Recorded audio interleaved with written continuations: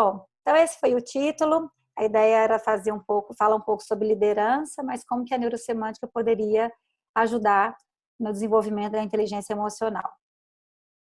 Então, primeiramente a gente vai falar um pouquinho da neurosemântica, que para vocês não é novidade, mas para eles foi algo muito interessante.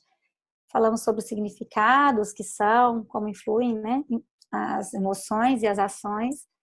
Depois falamos um pouquinho lá sobre diferença entre mapa e território, que é um clássico da PNL, teríamos que falar mesmo sobre isso. Depois entramos na inteligência emocional e seus componentes, como uma condição para se alcançar uma autoliderança e a liderança também. Depois a gente falou um pouco para as empresas, que era o público mais forte que tinha lá, tinha alguns estudantes, que foi sobre a autorrealização e usamos o eixo significado performance, que seguramente vocês também já conhecem, que para eles foi algo inovador, assim, eles gostaram muito. Então, vou passar rapidamente sobre neurosemântica, que a gente já considera, né, uma ciência que refere aos significados, que dão a todas as coisas. E isso é muito fácil, a semântica como significados. A parte neuro, né, da palavra seria para falar sobre corpo, fisiologia, estados, tanto mentais quanto emocionais. E o que chamou mais atenção, e eu quero chamar a atenção, que foi algo interessante, que foi mostrar como um modelo sobre como criamos e incorporamos significados na nossa vida. E mostrando que, através da nossa neurologia, é que nós sentimos esses significados, experimentamos e realizamos esses significados. Com relação à neurosemântica, foi muito importante dizer que é algo que trata sobre autorrealização e autoliderança. Vou pedir licença só um pouquinho para vocês, que eu vou fazer um ajuste aqui para mim. Ok. Bom, para ficar claro, que significado é considerado qualquer pensamento, qualquer coisa que mantemos na mente, em qualquer nível, que pode ser desde um pensamento, uma crença, uma ideia, um conceito, qualquer coisa que está mantida na mente.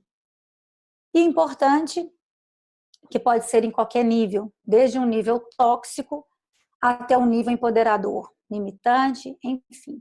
Entender essa diferença de nível é muito importante para que a gente possa criar e manter os significados que realmente possam nos empoderar e nos ajudar a chegar nas nossas metas, a caminhar em rumo àquilo que realmente queremos, que não nos impeça de chegar ou realizar nossas metas, os nossos planos, enfim, que seja até sonhos.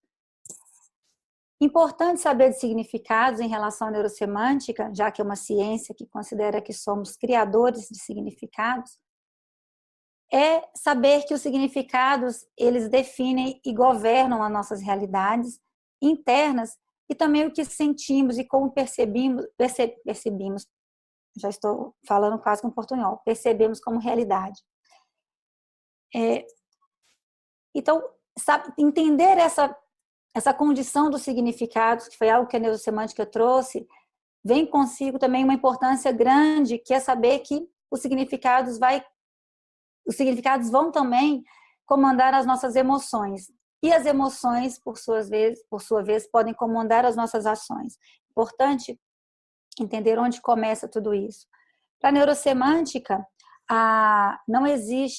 existe uma diferença entre emoções e sentimentos, que muitas vezes, para algumas outras ciências, consideram semelhantes ou iguais.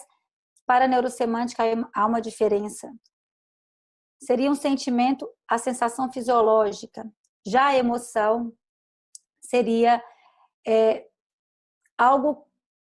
seria também um sentimento, seria também essa neurologia, essa fisiologia que sentimos no corpo, porém com um significado. E esse significado ele decorre de um processo cognitivo que fazemos diante de uma situação, de um evento, diante da realidade. Então, a emoção é um sentimento com significado. Então, por isso eu peço, né? E foi algo que chamou a atenção deles também, isso me encantou lá, que eles passassem a ter o cuidado e uma atenção com os significados, porque a qualidade dos significados, ele vai definir a qualidade das nossas vidas.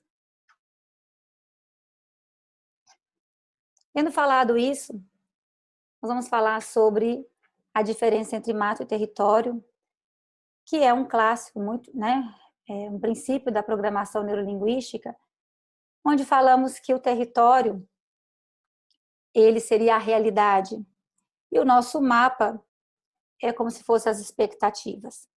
E as emoções, elas surgiriam dessa diferença entre nosso mapa e nosso território.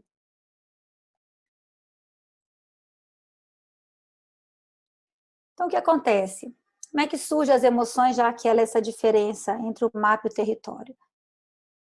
Suponhamos que a gente tem uma expectativa muito alta, no nível 10, e acontece que às vezes a realidade está baixa. Essa diferença pode gerar emoções que chamamos negativa, como a raiva ou qualquer outra emoção negativa. Por outro lado, se temos uma expectativa razoavelmente mais baixa, mas a realidade ela está num nível acima, mais alta, isso é bom porque surgem emoções que a gente chama como alegria ou qualquer outra emoção que a gente possa considerar positiva. E por que devemos ter essa atenção, esse cuidado de saber como que surgem as emoções? Porque é importante conhecer um pouquinho, né, disso que a neurosemântica trouxe, essa definição, essa perspectiva de que somos criadores de significados, e os significados é tudo que mantemos na mente, que esse significado acaba sendo algo que, junto com um sentimento, com uma sensação fisiológica, tem uma emoção, e quantas emoções muitas vezes governam as nossas ações. É porque hoje nós temos dentro do mundo empresarial algo que está sendo muito comentado, que é a inteligência emocional, a importância da inteligência emocional, não só para a autoliderança, mas também para a liderança no aspecto empresarial. Esse termo inteligência emocional, ele não foi desenvolvido por Daniel Goleman, mas ele fez com que tomasse uma dimensão, uma proporção de conhecimento em 1995, e ele acabou com seus estudos, foi um estudo muito largo, intenso, principalmente no mundo empresarial, para ele colocar dessa maneira. Ele trouxe 4 componentes da inteligência emocional. Então, o primeiro componente que ele trouxe foi a autoconsciência, onde ele considera que a autoconsciência é realmente conhecer a ti mesmo, né? Meio socrático a coisa. Porque ele considera que os sentimentos, né? A gente considerar que os sentimentos, ele afetam não só a gente mesmo, mas também aos outros e ao nosso desempenho pessoal, e considerando que estamos falando para empresas, né? Ou pessoas a nível profissional, vai afetar também o desempenho pessoal, mas também o profissional. Eu queria falar uma coisa para vocês aqui, que eu tinha anotado esses dias. Deixa eu ver se eu encontro. Bom, se eu não encontrar, eu falo no final depois. Bom, depois a gente tem a autogestão, que é um outro componente da inteligência emocional. E ele considera a autogestão como algo fundamental, porque é uma maneira de você saber como manejar, né, como lidar com as suas emoções. E a neurociência, ela já tem mostrado que nós somos... nossas emoções, ela tem um processo neuroquímico, né? Ela gera um processo neuroquímico. Se a gente considerar que eu tenho uma sensação simplesmente, ou se eu falar simplesmente o nome de uma emoção, talvez vocês não estejam sentindo. Você só identifica que está sentindo uma determinada emoção porque é uma mudança fisiológica. E isso é feito através de impulsos biológicos e neuroquímicos, porque eles, assim, é que dirigem nossas emoções. Daí a importância de entender que os significados, pensamentos, ideias vão interferir nas nossas emoções. Importante dizer que já que não podemos eliminar as emoções, mas podemos fazer muitas coisas para administrá-las. Isso é que é importante, que veio com a inteligência emocional. Daí a importância de primeiro conhecê-las, como que estamos criando essas emoções, quais são os gatilhos que fazem com que elas apareçam. E sabendo que dentro dessa emoção tem uma informação. Essa informação é que vai guiar os nossos pensamentos e as nossas ações. Considerando que uma emoção, a programação neurolinguística, tem uma diferença entre o mapa e o território, nessa diferença, na neurosemântica, a gente já considera que tem uma informação. E Daniel Goleman confirma isso. Ele já coloca isso de maneira bem clara. Tem uma informação que vai guiar o meu pensamento e a minha ação. Por isso é importante conhecer. E temos, né, com relação para a gente que já conhece a neurosemântica, é que podemos aprender a lidar com essas emoções, podemos aprender como controlá-las, como conhecê-las, como descobrir os gatilhos. Depois, a próxima, nós temos a empatia. A empatia, ela tem um aspecto muito interessante porque ela nos permite ter uma relação melhor com as outras pessoas, conhecer um pouco do outro, olhar um pouco para o outro. E hoje, podemos considerar três motivos básicos para se ter empatia, para se desenvolver a empatia. Hoje nós temos o aspecto da globalização e hoje temos um intercâmbio muito intenso de diferentes culturas e de diferentes empresas. Imagine estar numa reunião de uma empresa e uma pessoa, por uma determinada cultura, ela não consegue absorver, captar, sentir o que o outro quer passar de informação. Isso já poderia ser um desastre, por exemplo, numa negociação. Depois nós temos uma questão que seria uma retenção de talentos. Por quê? Porque seria interessante para manter empregados que são empregados talentosos. E depois, por fim, nós teremos uma habilidade que é uma habilidade social. É com a habilidade social que a gente tem todas as outras dimensões, todas os outros recursos, né, exigidos para se ter uma inteligência emocional, que é onde se pode manifestar todas elas.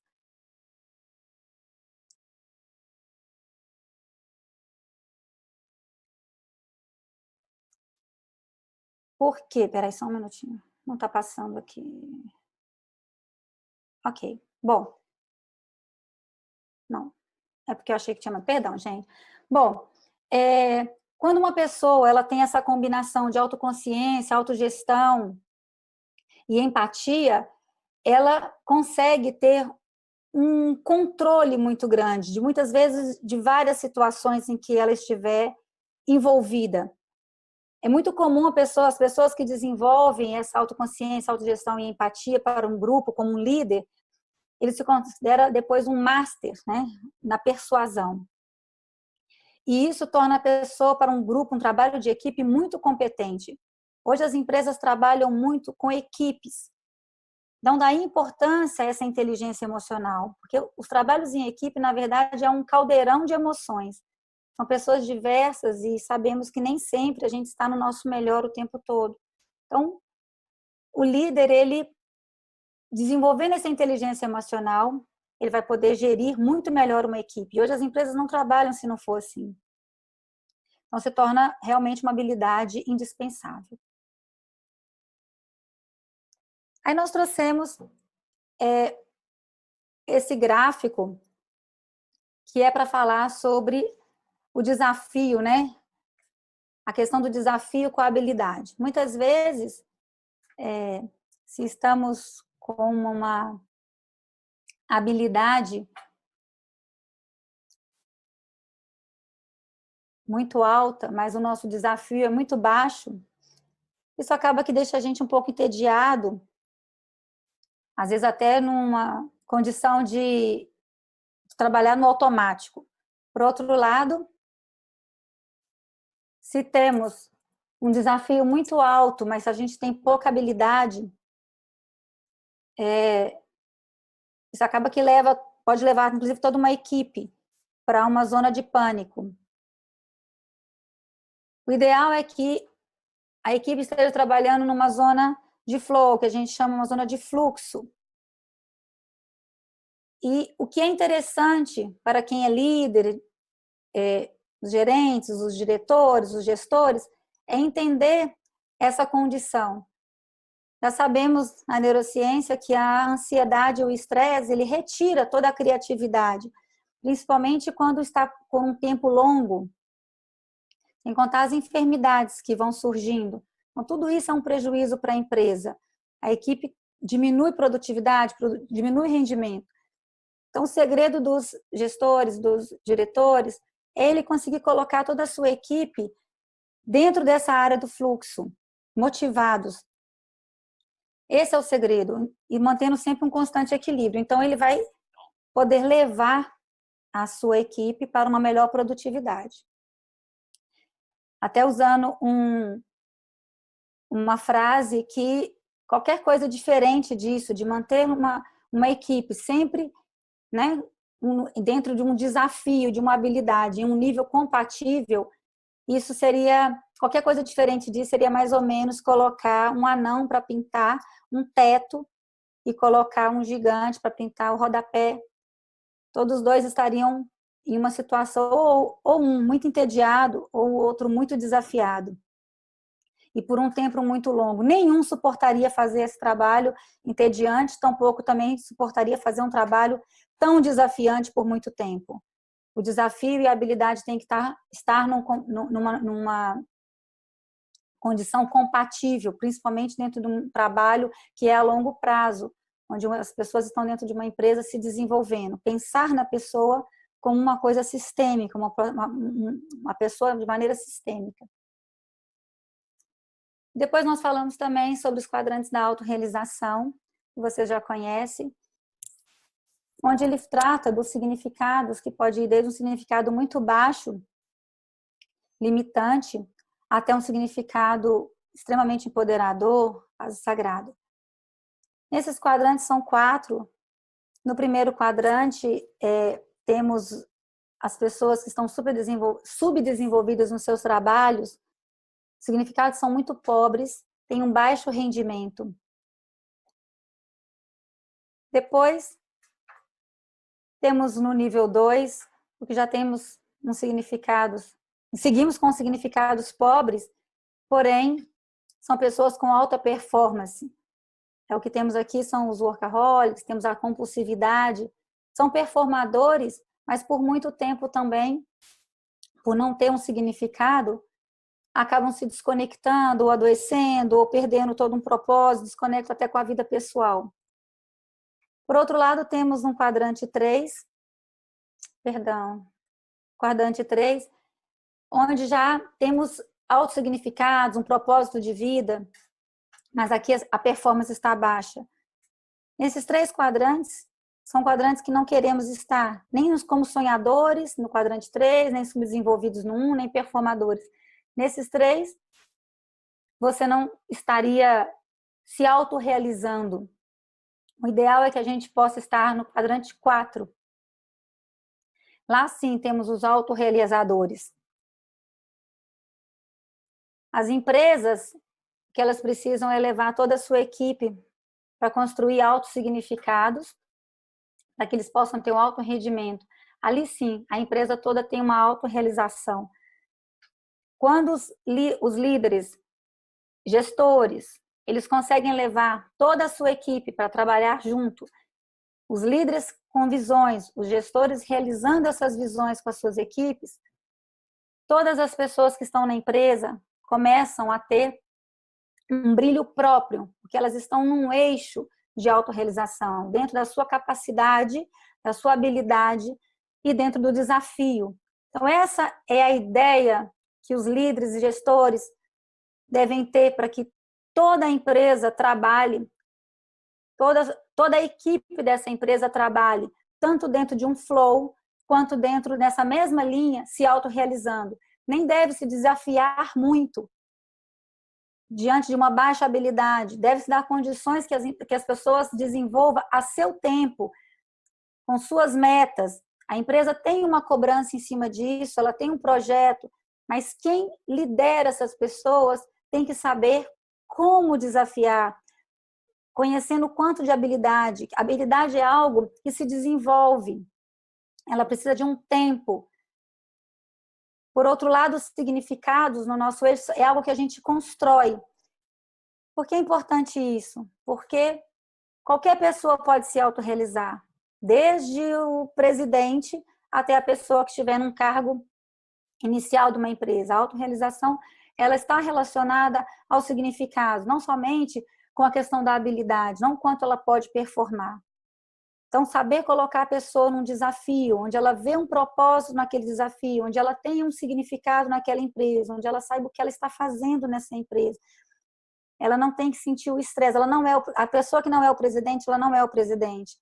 Ela tem que saber em que nível ela está e manter essa motivação dentro de um fluxo.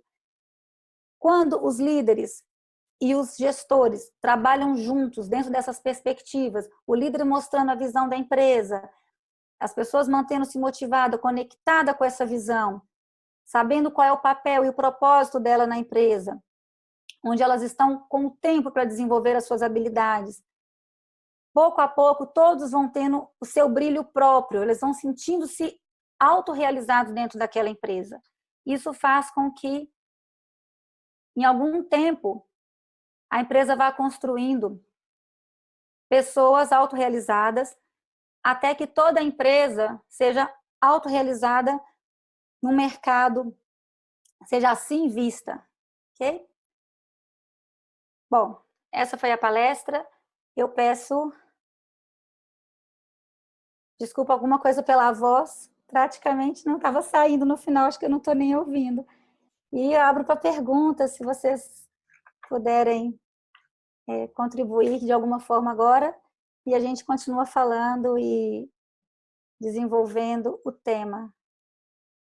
Muito bom, muito bem. Parabéns, Emília, por sua palestra. Obrigada, E Fulvio. então estamos com o espaço aberto para perguntas. As perguntas de vocês refletem a qualidade da informação que vocês conseguiram captar. Então, eu espero boas perguntas de vocês agora. Juliana, Carlos, Fernando, Gilberto, qualquer um que tiver alguma pergunta, esse é o momento de abrir o seu microfone e falar. Me parece que alguém está falando no chat. Gilberto falando que gostou bastante da sua palestra, Emília. Gilberto. Agora você pode desligar o... Se você quiser. Quem quer perguntar? Juliana. Oi, Oi, Ju, Juliana. fala. Oi, tudo bem, Emília? Tudo bem, Juliana? Uma pergunta sobre essa parte do significado. Sim. Como que se pode aumentar o nível do significado dentro de uma empresa? Porque as empresas, em geral, né, eu acho que elas muitas vezes têm assim, uma política de algo assim com significado, sabe, nobre, de nível alto. Em geral, as empresas elas estão para atender os acionistas e ter resultados e lucros, né? Como que se pode fazer isso dentro de uma empresa, né, para aumentar as habilidades em geral? As empresas elas têm a área de recursos humanos que seleciona as pessoas de acordo com perfil, experiência. Então, assim, habilidade é uma coisa até mais fácil de você desenvolver, né? Mas essa parte do significado dentro de empresa, assim, como você vê isso na prática? O que você pode... Juliana, obrigada pela pergunta. Foi interessante que a gente conversou sobre isso também. Bom, hoje já temos no mercado empresas que, por si só, já desenvolveram a sua missão, sua visão, E elas, muitas vezes, trazem, já dentro da sua proposta, algo que não se encerra nela mesmo, dentro de um lucro. Elas já estão vinculadas a algo maior, a uma sociedade, ou a um grupo, ou a um projeto. Isso já existe. Inclusive, hoje, quando se faz algumas entrevistas, se a empresa já tem essa perspectiva, ela contrata pessoas que acreditam nessa perspectiva maior. Então, esse é um primeiro ponto. Aí você me pergunta como desenvolver. A ideia é que a empresa, se for uma empresa que ela não tem nenhum propósito maior que não seja só o lucro, fica difícil, se ela já é construída assim, fica difícil talvez desenvolver algo, porque se o gestor dela aí teria que começar com o gestor ou com o dono de uma empresa, e isso é feito isso pode ser feito através de um treinamento. Primeira coisa que a gente tem que levar é um conhecimento. Provavelmente, se uma empresa ela já está satisfeita com o lucro e todos os empregados dela estão satisfeitos com o lucro, são pessoas que trabalham só pelo lucro, e se o lucro está perfeito, dificilmente a gente vai conseguir mudar alguma coisa. O que apareceu para a gente lá foram que várias empresas, principalmente agora com esse período de crise, as pessoas tendo uma alta rotatividade, a perda de pessoas trabalhando muito para suprir, às vezes, uma diminuição do número de pessoas pelo momento que estão vivendo. Essa palestra foi dada em Buenos Aires. Então, isso acontecia, a gente fez uma conversa antes. Então, o que eu percebi? Pessoas trabalhando a mais. Só que se ela consegue ver qual é o papel dela, e é isso que a gente conversou depois no final, que tem um tempo para ela se dedicar, mas ela está conectada com o propósito da empresa, ela é valorizada, toda a equipe está trabalhando juntos, as pessoas ficam, elas levam essa empresa adiante.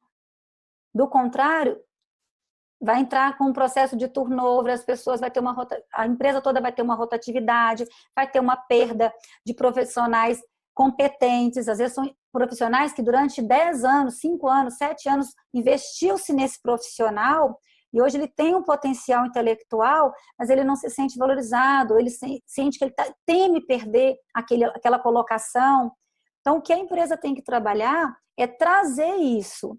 Isso você pergunta como? Isso pode ser por um processo de coaching da empresa, isso pode ser com um treinamento, até mesmo com o nosso AGP, que a gente aplica, as pessoas se conectam. Mas é importante que a empresa também, ela ofereça essa visão, essa missão. Ela constrói isso. Se ela não tem nada disso, ela tem que começar conversando.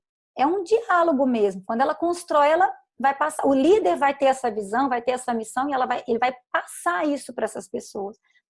E esse trabalho é em equipe, é conjunto, é para toda a empresa. É a nível de informação mesmo, de treinamento, de vivência, de introspecção disso. O significado pode começar pelo líder e depois ser passado para a empresa, isso dentro da sua pergunta. E se as pessoas conseguem construir ela mesma, um significado dela estar nesta empresa, há uma conexão, tanto de cima para baixo quanto de baixo para cima. E todos os recursos que a gente tem da neurosemântica são aplicáveis. Do mesmo jeito que você constrói para si um significado em qualquer ambiente, num ambiente familiar, num casamento, você pode, numa relação, isso tudo é levado para uma empresa. É a maneira que você tem de construir. Através de perguntas. Te respondi, Juliana? Não te escuto, Juliana. Tá. Não, eu acho que é só uma reflexão mesmo, porque, como você disse, isso faz parte de um programa dentro da empresa, né? Sim, é um programa. Você não vai fazer isso de baixo para cima, tem que ser uma decisão, né? Então, por isso que ela foi dirigida à liderança. Foi quando a gente conversou, a gente buscou em relação à liderança, onde a empresa, a cabeça da empresa, tanto, e não é só o líder, teria que trabalhar juntamente o líder com a parte gerencial, tanto a parte da ideia, quanto da parte prática, fazendo com que essa ideia seja colocada em prática, com estratégias, entende? Não é simplesmente um grande significado, é vivenciar esse significado e criar estratégias e uma metodologia de fazer com que isso possa ser aplicado todos os dias. Ok, muito obrigada. De nada, Juliana, espero ter respondido sua pergunta. Legal. Essa é a diferença entre uma empresa autorrealizada e uma empresa não autorrealizada, uma empresa que fica ali só suprindo as suas necessidades básicas, aquelas necessidades né? Necessidades que a gente vê naquela pirâmide do Maslow. Exatamente. Nós somos uma empresa, não Fúvios. Então. Nós somos uma É sobre o processo de autorrealização. Não pode falir, não pode quebrar. É isso aí. Mais alguma pergunta, pessoal? Ainda temos algum tempinho para a gente falar um pouco mais sobre autorrealização das empresas, sobre a neurosemântica aplicada à inteligência emocional. Emília, Alda. Oi, amor. Alda. Tá bom, querida? Tudo bem, querida? Parabéns pela palestra, pela fala. Eu estou curiosa aqui. Como foi a reação da tua plateia lá em relação a essa autorrealização, empresas autorrealizadas, pessoas autorrealizadas? Porque aqui, pelo menos em Curitiba, no Paraná, quando eu falo, eu levo esse assunto, porque as pessoas realmente conhecem até a pirâmide de Maslow. Então, quando começa a falar dessa abertura da pirâmide ou a inversão da pirâmide lá no mais alto nível, as pessoas ficam assim muito curiosas e querem saber mais. Como foi lá? Então, lá foi muito interessante, que inclusive tem uma empresa, ela me procurou para passar a escrever sobre isso num blog, sabe? Porque eles se interessaram, inclusive, assim, se a gente puder trazer essa ideia hoje para quem está estudando, para os futuros profissionais, não seria mais fácil construir uma grande empresa no futuro? Olha que louco. Eles se mostraram muito interessados, assim, eles não fizeram, no final, né, buscaram essa ideia. Não me pareceu nada difícil, assim, para eles. Eles, talvez pela curiosidade, eles pareceram interessados. Não sei se exatamente se eu entendi o que você perguntou, assim, se parecia, porque você falou que em Curitiba você coloca, quando inverte a pirâmide, eles ficam curiosos, é isso que você estava querendo dizer, Alda? Isso, mas como fazer isso, né? À medida que vai subindo na pirâmide até lá no grau dos talentos, dos dons, Sim. Realmente fica assim espantoso. As pessoas não conhecem nem o lado organizacional das empresas, nem a questão da psicologia mesmo. Isso é muito novo, né? Isso é muito novo. Então eu penso assim que você falando dentro de uma universidade deve ter gerado também algumas curiosidades lá ímpar. Ok, foi falado dentro de uma universidade. Talvez agora sim, ficou mais claro. Foi falado dentro de uma universidade. Isso despertou interesse, se não seria possível trabalhar isso, inclusive, dentro do processo do curso. Entende? As pessoas entenderem assim, todo mundo, eu quero trabalhar, eu preciso formar porque eu preciso trabalhar, porque eu preciso ganhar dinheiro, porque eu preciso me sustentar. E muitas vezes a própria estrutura familiar te coloca um pouco isso. A gente tinha pessoas formando lá e eles estão vivendo uma crise econômica. Então, gera uma condição assim, eu vou formar, eu tenho um trabalho, não para me autorrealizar, é para eu realizar algo que me remunere de alguma maneira. E aí, isso vai gerar o futuro. A gente já conhece. Eles, dentro da universidade, eles tiveram esse interesse assim, isso pode ser desenvolvido no decorrer de uma formação? Entende? Eu estou me formando em algo que eu realmente acredito, eu vou contribuir ou é só pelo salário, é só pela remuneração? Eles tiveram essa curiosidade. Será que nós estamos, durante a faculdade, nos preparando para autorrealizar profissionalmente dentro de uma empresa? Que a gente entende que a gente é só mais do que uma pessoa que vai lá, trabalha um pouco, pega o salário e volta para casa. O interessante é que foram várias palestras, Alda, e tiveram pessoas falando assim, sobre paixões. Pessoas que começaram com startup e hoje, por exemplo, que é o Mercado Livre. Um dos fundadores do Mercado Livre estava lá. Então, ele olha, ele fala assim, é algo que ele sonhou com isso. Sem levar, sem considerar o mérito, né? Como que funciona toda a organização, uma plataforma online. Mas ele mostrando, e aí ele contando como é que são as reuniões, como é que as pessoas que trabalham diretamente, um grupo maior, como eles fazem isso, o que eles buscam, quais são as visões que eles compartilham isso. Mas dentro de um viés meio que de uma paixão, entende? Que é algo que é uma empresa, tem todo um lucro, mas eles já tinham uma perspectiva. Por exemplo, teve entrevista com pessoas lá que trabalharam sempre e mantiveram se manteve diante de vários desafios. Ele fez um depoimento e ele falou: o que me manteve foi minha paixão. Eu sabia que eu estava no caminho certo. Não é que não houve dificuldades. Então, quando ele trouxe isso para o público, às vezes, eu já tinha falado, captou um pouco. Ele falou: olha, então se eu vejo um propósito, um significado, não é a adversidade do momento. E muitas vezes a empresa está passando por uma situação, nem sempre é uma má administração de uma empresa. Pode ser um momento econômico. Então, eles fizeram um pouco essa associação. Lógico que eu estava dentro de uma universidade, eu não falei sozinha, isso foi concatenado com outros palestrantes. Houve uma boa aceitação, Alda. Talvez para aquelas pessoas que ouviram pessoas diferentes falando, né? Não sei se... Ok. Ok. Gratidão. Beijo, espero ter respondido, Alda. Ok. É porque, para mim, assim, ficou bem evidente, né, na tua fala, que você levou essa proposta, que isso é possível. Não, 100%. Isso foi levado, que é possível. Ok. Gratidão. Beijo, amor. É isso aí. Autorrealização. Uma observação. Opa, Comigo? quem fala? Eu, Juliana. Juliana aqui. Fala, Ju.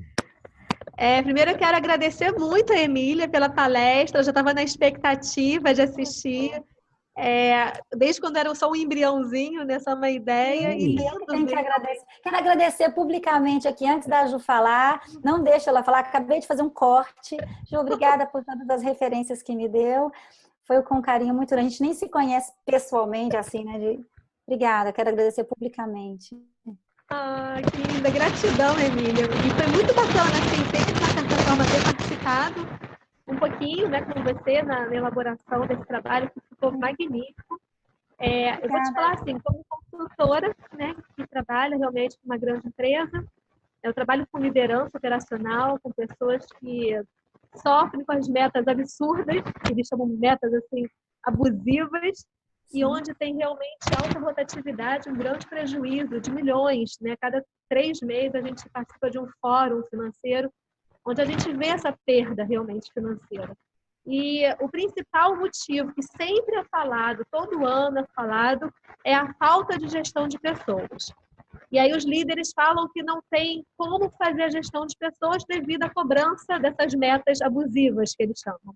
E a gente conversando com muita gente dessas equipes, desses gestores, essas pessoas se sentem desmotivadas. E por se sentirem desmotivadas, elas resolvem sair, faltar, e a partir daí a gente começa a ter o prejuízo que tem.